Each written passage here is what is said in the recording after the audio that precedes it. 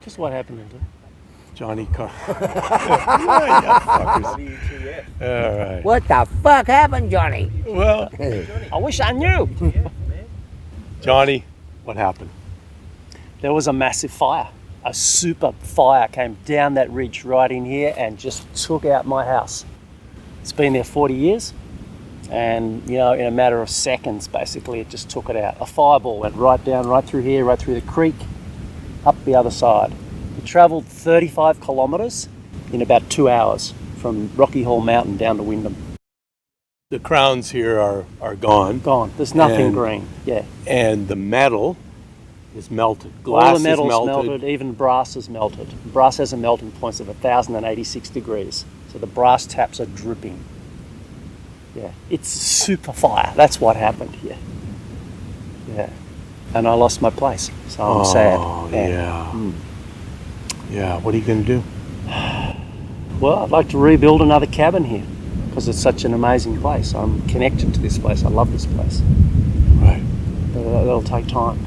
I bet. Yeah. I've been here since 1983. I've Yeah. seen repeatedly through logging up in the forest, the creek get more and more silted up and the waterhole get more and more silted up and the bush dry out more and more. And the creek has only stopped about twice, I think, in that whole time. It stopped in September last year and it just got drier and drier and drier. And so, all you had to do was breathe hot air and it was just going to explode. That's how dry it was around here. I'd never seen it that dry. So that has to be connected to the change in the planet. It has to be. I don't think anything I could have done would have stopped it. That's my assessment of it. I thought afterwards maybe I could have done a whole lot more work here. Even the local fire captain ran a ring around it in his bulldozer in an attempt to protect it. But I don't think anything could have. Two gullies on either side of your home. Yeah, and we are deep in the forest. Right. Yeah. And if the rain had come a week earlier, maybe. Yeah. But, I don't think it'll ever really look the same again, not in my lifetime, I doubt it. Yeah.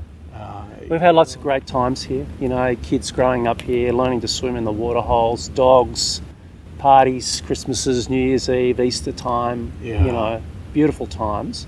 Right. So we have great memories and we have connection to this country now. We have a connection to this place. And so I just spent the last 24 hours here by myself and I've just loved it. Even though it's burnt to buggery, it's still very real. It's very beautiful. Yeah. But mainly because of the tinkling of the water down the creek. Yeah, from the rains. Yeah, from the rains. If it didn't have that, it would be much harder, I think, to still identify with the place. Right. We used to have a beautiful swimming hole here, 10 foot deep, really clear water.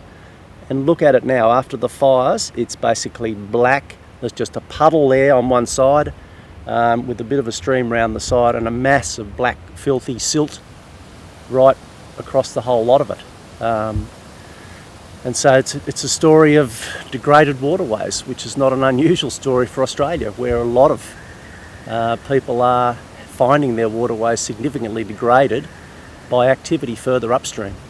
And water's really important. We've got to respect our water a lot more because water is life. And you've seen a little bit of wildlife come back. The ants seem to come in first. The ants, a few lizards. The lizards eating the ants. I've seen dragonflies. A couple of birds. A couple of kookaburras here last night, presumably eating lizards. Right.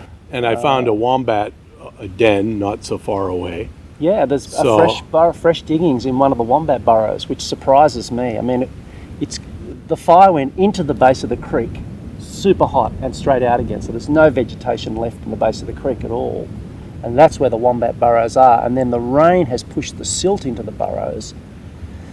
But still, somehow, because there's a really huge network of wombat burrows down there, they've worked out how to keep alive, through those two disasters. I mean, I think the other amazing thing is the caravan. I brought that here.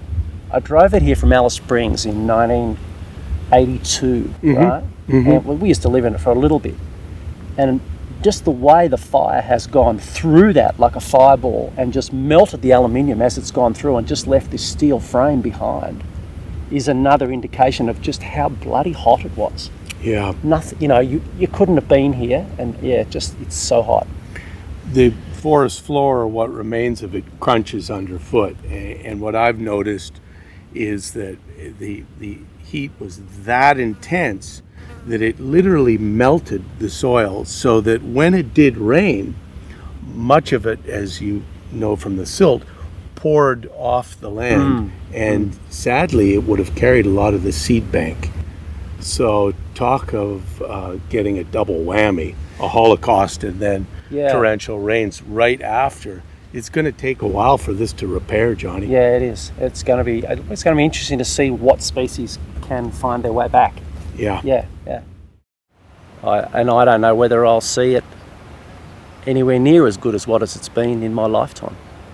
That's what really disturbs me, I think. That we just go on and it's sort of business as usual, but it's not really. I'm an optimist, but I can't see this coming back to anywhere near as good as what it's been in my lifetime. Sad, Johnny. Yeah. You're fortunate because your family wasn't here, number one. Yeah. And your pets, and number two, you're courageous because you're going to have a go and start again. Yeah. Just a little cabin. Good. Yeah. Just a little cabin in the bush. We'll have to come here and celebrate. This had got a bit more than a little cabin in the bush, this one. Beautiful. But, it's 35, 40 years of building there. Yeah. Slowly building, yeah. 1, 2, 3, 4.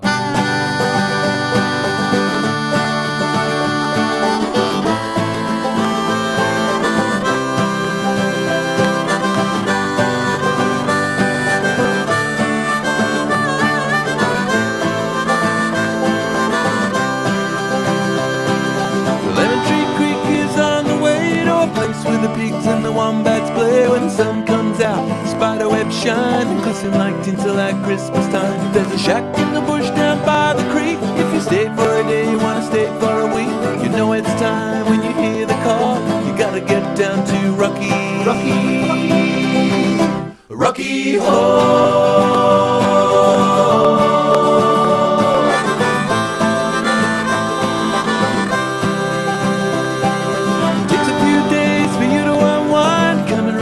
From the usual grind, your feet will land firmly on the ground. Your everyday thoughts will be cheerfully sound. Birds will join in as you sing a song. Toes will be tapping as it rolls along. The sky's big, trees are tall. You gotta get down to Rocky Horror.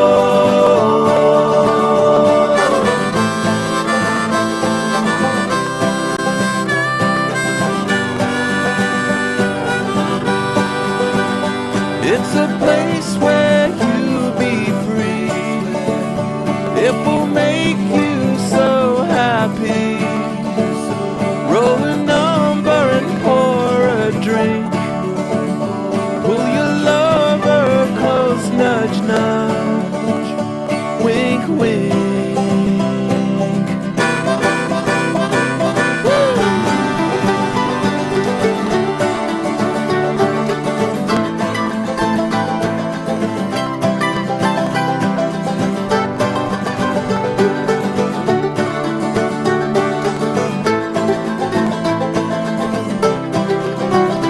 Rocky Horror.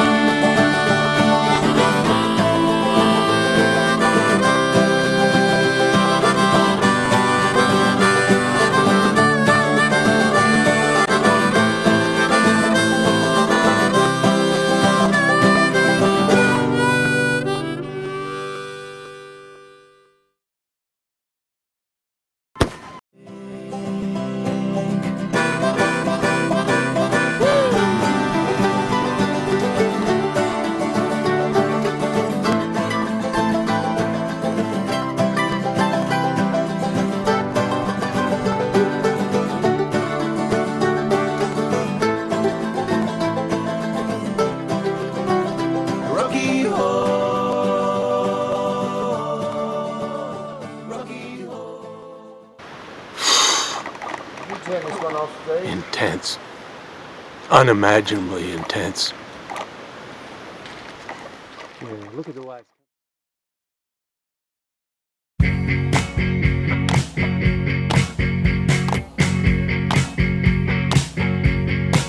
Cold-blooded.